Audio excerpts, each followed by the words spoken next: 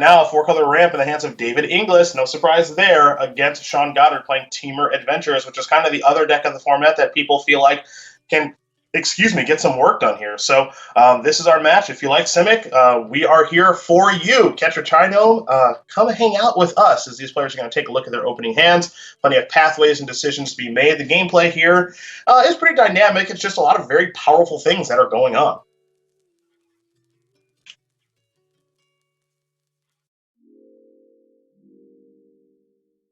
So it looks like Sean taking a long look at this hand. Did mulligan. Now going to keep. You see the Triumph. The 2 River Glide pathways.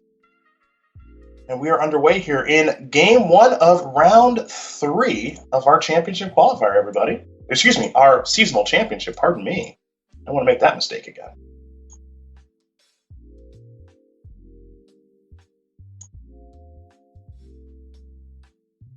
There is River Glide pathway. Perhaps we're going that way. We are.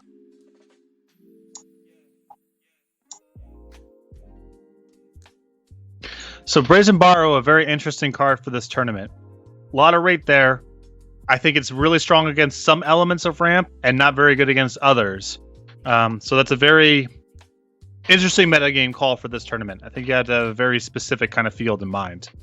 I would agree with you. I mean, I think you got to be right on with that card. I mean, there is a lot of power there, as you did mention, but it is the kind of card that I think you got to be pretty right about with regards to where it's lining up in the metagame. Now, I would say a vulnerability of ramp is that they are not the strongest deck at addressing flying creatures. They don't play a lot of spell removal spells, nor do they have a lot of ability to block flyers. So that could be an interesting approach for this tournament.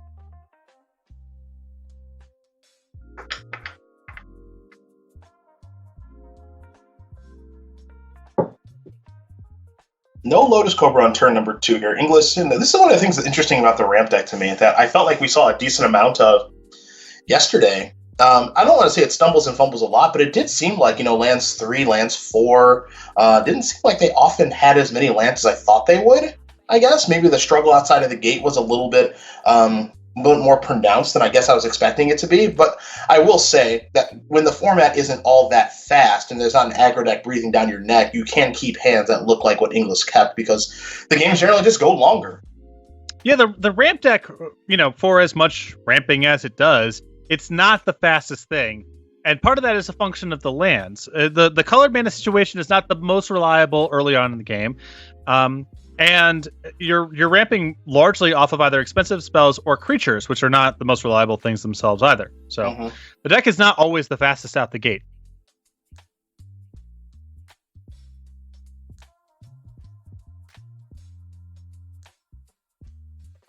Well, I'm going to try another Lotus Cobra, it looks like here. Same one from before. Brazen Bar is going to be hard cast now. Petty Theft bounced that Lotus Cobra previously. So that's in there. There's a Fabled Passage, but that's land number 3, not land number 4. It doesn't mean we can't get a second Cobra on the battlefield, though. So sacrifice that passage. You already have a green mana floating. And land one into the battlefield tap. That'll trigger the Cobra again. And then we will see, most likely, another Cobra. And this is a very good time, everybody, for Shatter Skull Smashing.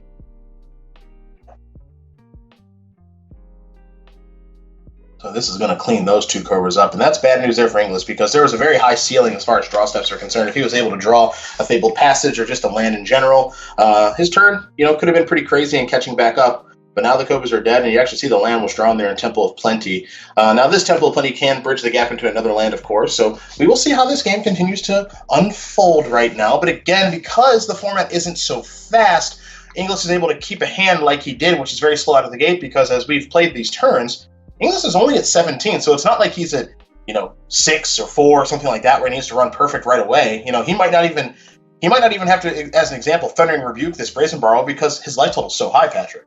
It is a hidden strength of this ramp strategy is they gain so much life along the way with Uro and Omnath that they have enough time to draw themselves out of some early stumbles. Yeah. Totally agree with that. Another interesting dimension of this deck is you have these reactive cards that don't always line up the right way. You look at Negate, Negate's strong against elements of the deck, but not others. We saw Mystical Dispute all day yesterday have moments of being good and moments of being quite bad. So there's not one like very obvious go-to card to catch up for the matchup because they're so multi-dimensional in terms of card types and colors that they're facilitating as well. Oh, there's a big old beanstalk giant on the battlefield now, so that is going to need to be taken care of. We're going to see Escape to the Wilds. Beanstalk Giant is one of the things that kind of invalidates what we were talking about a little bit earlier with regards to a clock and how you kind of got to get a move on here a little bit. So a couple of lands are going to enter the battlefield there from the Escape. Going to pass a turn back. Beanstalk Giant is going to be an 8/8 with that Forest. So we're going to see an attack here. It looks like for 8, 9, 10, 11 points of damage, maybe even more to that because of the Fertile Footsteps that's going to be played right now. So we are in some pressure now if you are David Inglis, but you're not dead yet. So there is still some game to be played. Yeah, it's an interesting feature about this ramp deck too, is it just doesn't handle big creatures all that well. Now it plays its own copies of some big creatures, so you have that sort of as an out. But we saw yesterday, mono green, for example, create some problems by just putting a Gem Raiser onto a 4/4, and that 8/8 being able to raise their life gain and outclass their removal spells. Sure.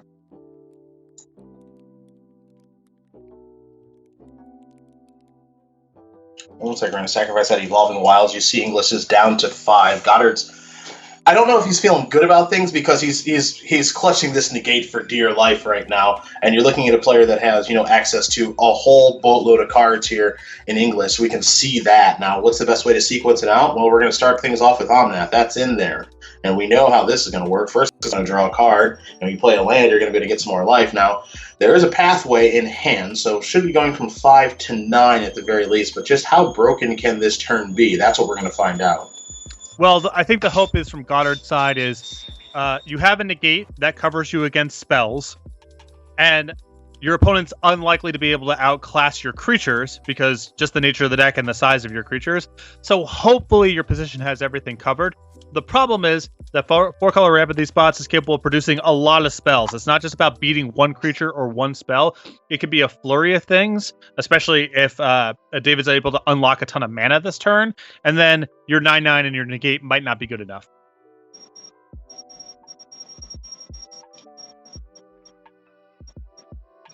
Well,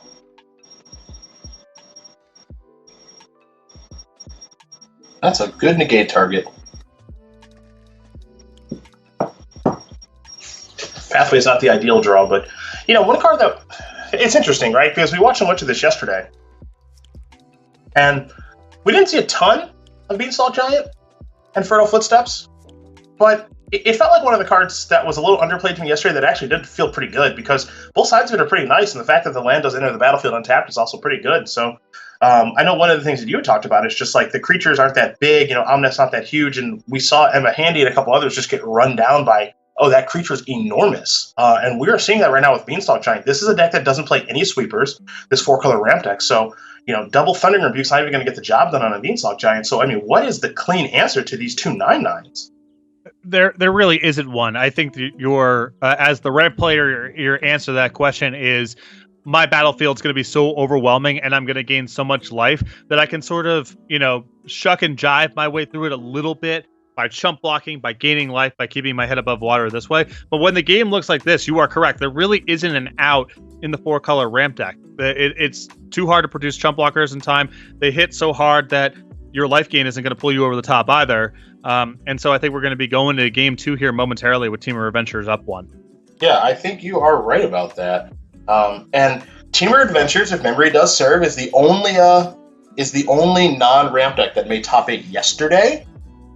And I do think that this is a powerful deck, and I'll also say this wasn't anything resembling Teamer Adventure's most powerful draw, right? We didn't see Lucky Clover, we didn't see Edgewell Innkeeper, we didn't see anything that was like out of bounds. We just saw kind of some normal magic, some Beanstalk Giants, play some creatures, and it's good enough. So Sean Goddard is going to win game number 1 here over David Inglis. Teamer Adventures up a game here over 4-color ramp, and as we get ready here for game number 2, do remember that you can get 30% trade-in bonus on your singles, your sealed product, your large collections, your bulk items, and store inventories as well. Head over to StarCityGames.com if you want to do a little trade-in action. Get that 30% trade-in bonus with us again on singles, skilled product, large collections, bulk, and store inventories. But as I was mentioning, partner, no real powerful draw there from Team Adventures. A totally normal game that was pretty easily won. Yep. I mean, as you mentioned, no real spectacular moment, no, blowing someone out with a card that was unexpected, just curved out pretty efficiently. The 4-color ramp deck, as it often does in games without Lotus Cobra, stumbled a little bit out of the gates, combination of colored lands not cooperating and lands that enter the battlefield tapped, and just playing some efficient nuts and bolts Magic with some big creatures at the top end was enough to carry the first game. So these players are going to take a look at their opening hands here for game number 2. English's hand is a bit more land heavy now. You see Escape, you see Cobra, you see Negate, and a decent number of lands here. And now for Sean Goddard, well, it has the incredibly powerful Lucky Clover. Your mana looks to be online. You got Triumph, you got a Temple, Pathways, all that other stuff. And Temple could maybe bridge the gap a little bit to some sort of adventure to build towards card advantage. But you are on the draw, and there's no guarantee that your Lucky Clover is going to live or survive. So do you send this one back? It looks like the answer is no, and you've already mulliganed once anyway, so this will have to be good enough here for Goddard as game number 2 is underway. Yep, not a good-looking hand, but, on 6 cards, I think the ceiling is high enough that you go with this one. Well, we shall go.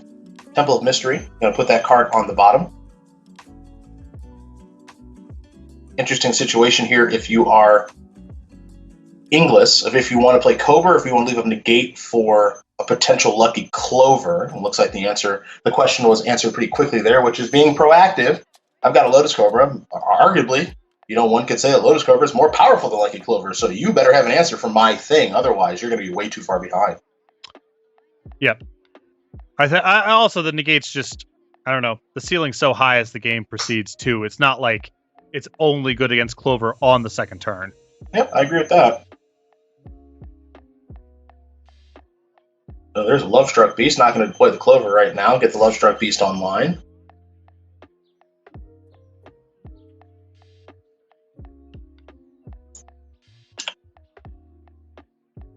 And as good as Cobra is, and it is incredibly powerful, we know that from yesterday and from Magic's past, not going to be the most powerful on this particular turn, but next turn's looking pretty sweet. So we will see maybe a cycling of Triumph, or if there's something to negate.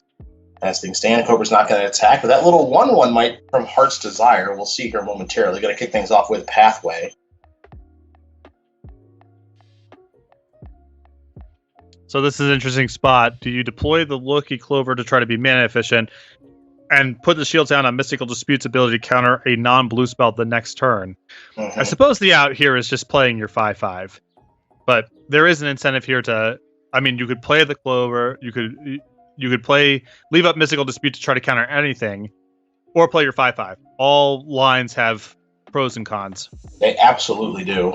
And that's what kind of makes this a little bit of an interesting decision. And like I said, kind of at the beginning of the match before we jumped into it, I think the gameplay is actually pretty dynamic as far as decisions are concerned. It's just maybe the power level of some of these strategies is a little bit too high. I'm not quite sure. So we're going to see a Lovestruck Beast. Uro is the draw. And are we off to the races now? Because Lotus Cobra has been unchecked for now another turn. And again, we know how scary that can be, both from Magic's past, but also something as recent as yesterday's tournament. So, yeah, you have the level 1 play here of just playing your 5-mana card. The alternative line is Uro, see what comes up later, and then maybe have a turn where you're more splitting the difference, or you get to leave up Negate, and then next turn have access to Negate plus a 5-mana spell. Again, as you mentioned, it's not like these games lack for play. Yeah, you can argue whether or not you like the power level of the strategy or not, but we saw a lot of interesting decisions all day yesterday. And those decisions started as early as, what hand do I keep? Because your hands look so strange, your mana base is kind of all over the place, especially when you're 4 colors. We just saw in the last game, Inglis keeping a hand that I'm not sure would be kept under pretty normal circumstances when there's a relevant aggro deck in the format. Really can't keep a hand like what Inglis kept, but he kept a very slow hand out of the gate, wasn't able to really cobble together his lands or anything too efficient, and his Lotus Covers got blown up by Shadow Scroll smashing, and all of a sudden the game ended. So we can see some pretty powerful stuff, but decisions start as early as what hands to keep in this brand new standard metagame. As it looks like Inglis is going to fall down to 16 now.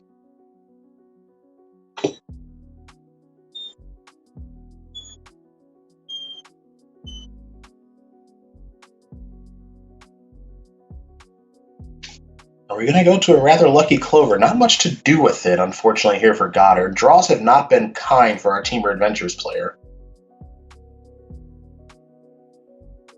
We've pulled at that a couple of times. There we go. He's yanking on it. There's an island. No adventure to do anything with, though. As now Feldar Retreat the draw. Inglis liked this card yesterday. Still continues to like it today. Catch a little bit split on Feldar Retreat on if it should be in the 4-color ramp deck or not, which again does make some sense. Format's only about a week old, if in paper. We're talking about 2 days old, so again, there should be a lot of questions to be answered with regards to the best way to build this strategy. I think it's just known here in the Magic community that it is the most powerful thing to be doing. As here's another copy of Escape to the Wilds. I think that if I anticipated a lot of copies of Feldar Retreat, that I would be more interested in Brazen Borrower as a metagame call. So that's a spot where Brazen Borrower lines up extremely well. Good at bouncing tokens, good at bouncing kind of clunky permanents, flies over the top of the tokens that get generated. It's well suited for fighting that card. Now, not all the ramp strategies played it, and Brazen Borrower isn't that good against some of the other stuff that's going on. So it's a tough metagame call. But if you expect a lot of copies of Feldar Retreat, I would be more interested in Brazen Borrower. Fair enough.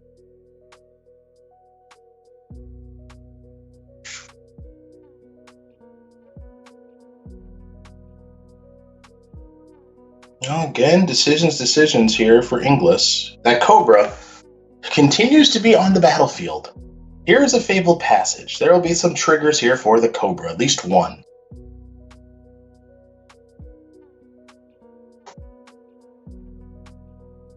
Now here is the incredibly powerful Uro, Titan of Nature's Wrath.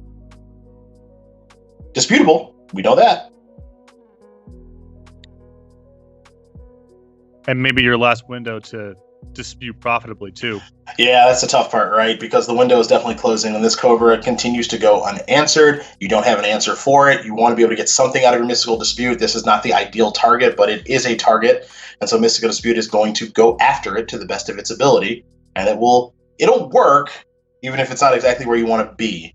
Another copy of Lucky Clover here for Sean, and there are situations where you draw that second copy of Lucky Clover and you feel like you're really off to the races, but again, with no adventure in hand, nothing going on.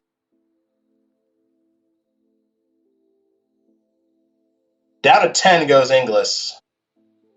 Here's another Lucky Clover. And now if you're Sean, you're crossing your fingers and you're hoping it's not going to get too bad.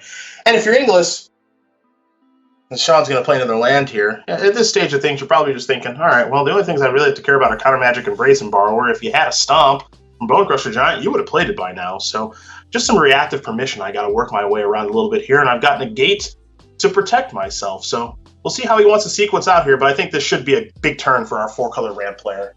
I think so too, and I would certainly respect the possibility of Negate or another copy of Mystical Dispute. I think even Brazen Borrower you would have seen on the previous turn on the end step on the Lotus Cobra. So at this point, I'm not really respecting the possibility of there being anything in Goddard's hand besides possibly counter spells. Well, I think I'm with you on that one. And well, if that doesn't close it out, I'll be a little bit surprised. Terror of the Peaks, Omnath, another copy of Lotus Cobra. We're gonna put some triggers on the stack is what we're about to do. Yeah. It's a good combo. Allow me to explain why. 1, both cards are kind of good on their own. 2, you kill something when you enter the battlefield. 3, you draw a card. 4, it implies that next turn you're going to be able to do the same. 5, you have a flyer, and your opponent doesn't really produce flyers. This is like the Jericho bit, right? It's just yes, the list of 1,004 moves. Number 1, arm bar. Yeah, you're seeing it on display right now. Yeah. An all-time classic there by Chris. Really is. One of wrestling's best promos.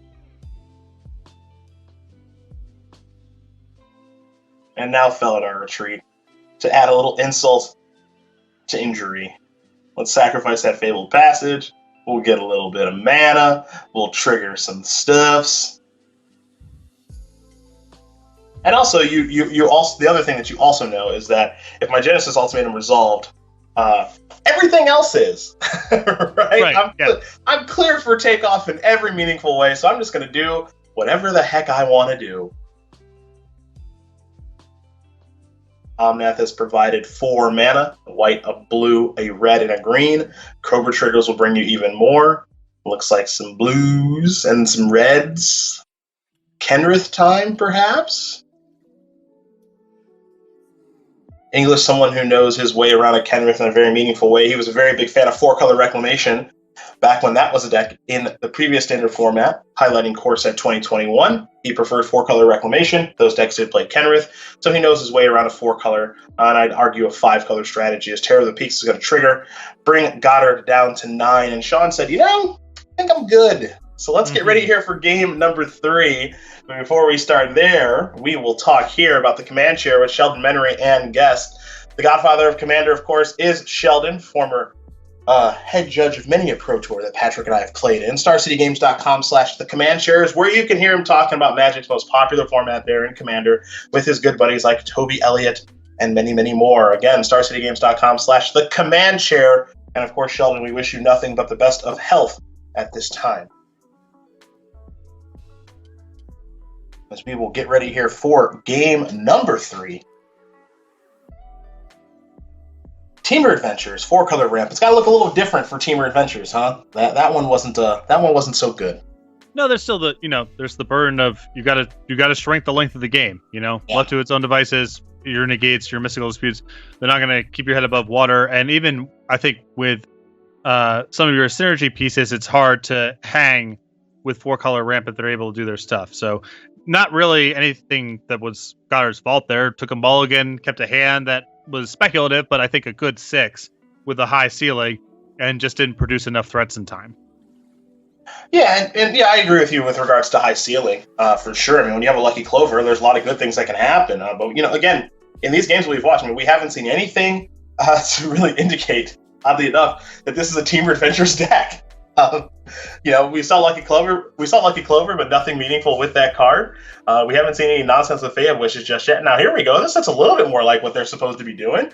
Fae of Wishes, Brazen Borrower, Mystical Dispute, Escape to the Wilds. I mean, those are cards that we think of when we think of Teamer Adventures and the gameplay of this kind of strategy. So perhaps we're going to have a more normalized game here for Goddard. That being said, though, we're heading to game number 3, So even though it hasn't been great, it's 1-1. So... Oh, boy. This is 5, I believe. Yeah, I think so, and it's about to probably get lower.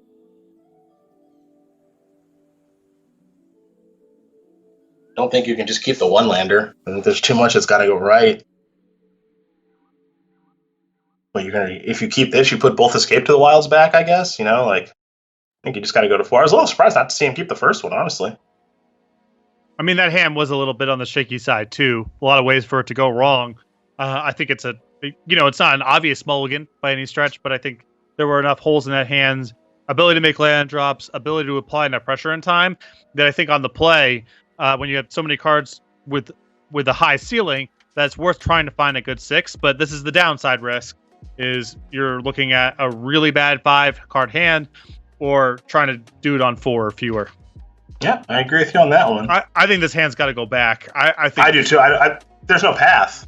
Yeah, there's no... The floor is really low, and the ceiling is also really low, and a 4-card hand can at least check one of those 2 boxes. Boy, that's tough. I guess, what does it look like? Blue mana right off the top, and you've got something. Okay. Well, let's give it a shot, shall we? The whiff.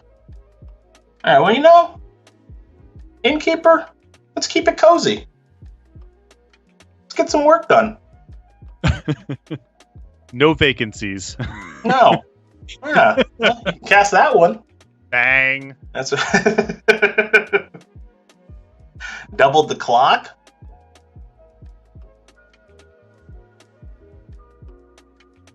Man, unfortunately for Goddard, bad time for a double mulligan. There's never, I think, a good time, but certainly not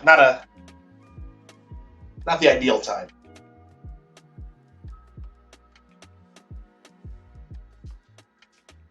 Oh, there's a forest, and now the footsteps will be rather fertile.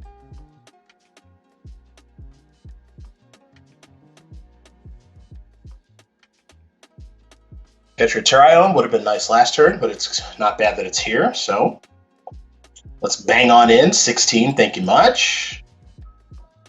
Play that Triome, pass the turn back. Okay, well, this is going to get degenerate here shortly, to say the very least. So you can do this, and then you can... I mean, there's a lot of ways to play this one. Yeah. A lot of ways to get rebates on your mana this turn. Yeah. Cobra's where it starts. The question, I think, is just how much of a premium do you want to put on getting Terror of the Peak onto the battlefield prior to sequencing your other creatures? I think with your opponent on one card, it's just not that important. Yeah. Just do everything to advance your battlefield. You still have a huge payoff on your top end, and even just the giant is going to be enough to force a tap out, and then you can resolve your ultimatum or do whatever else. Yep, I agree with that. There's Fabled Passage out of red mana, now a blue. Now there's Terror of the Peak, so you got to deal with this thing. And once you do, there's a Bone Crusher Giant. We'll see how things go. So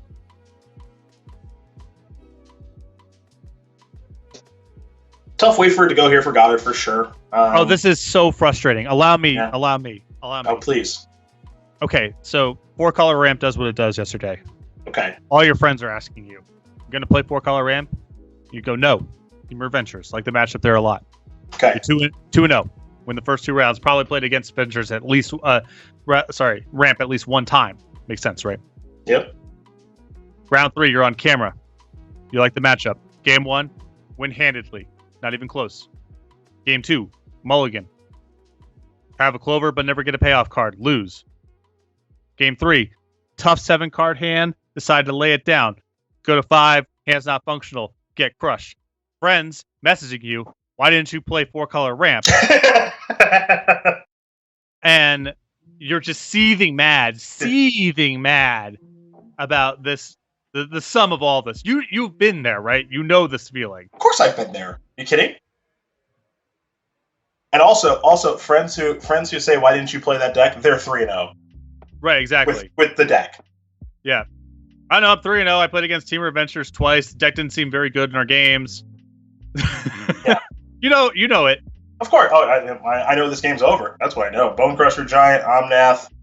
We're about to have a real blast here. But yeah, of course I know that feel. And you know what? You told that story very well because you tell that story from experience. Yes. That doesn't come from nowhere. That doesn't just appear into my consciousness. That's because, as a Magic player of 25 years, you've had that experience several times. Triggers. Couple. First one to resolve, Temple of Plenty. Keep that Fabled Passage on top. Draw that. This is going to be fun. Lotus Cobra. How about a red mana? How about I ding you for 8 from Terror of the Peaks? Really admirable stuff playing this game on, I must say. Like, it's nice to let the opponent have their fun. Terror of the Peaks puts you down to 7. Pass the turn back. Yeah. It's your turn. This is your chance to catch up. You get to copy a spell, maybe. A little bit of value. Crush some bones. Oh, no, we're gonna do this instead. These players have the same number of cards in their hand.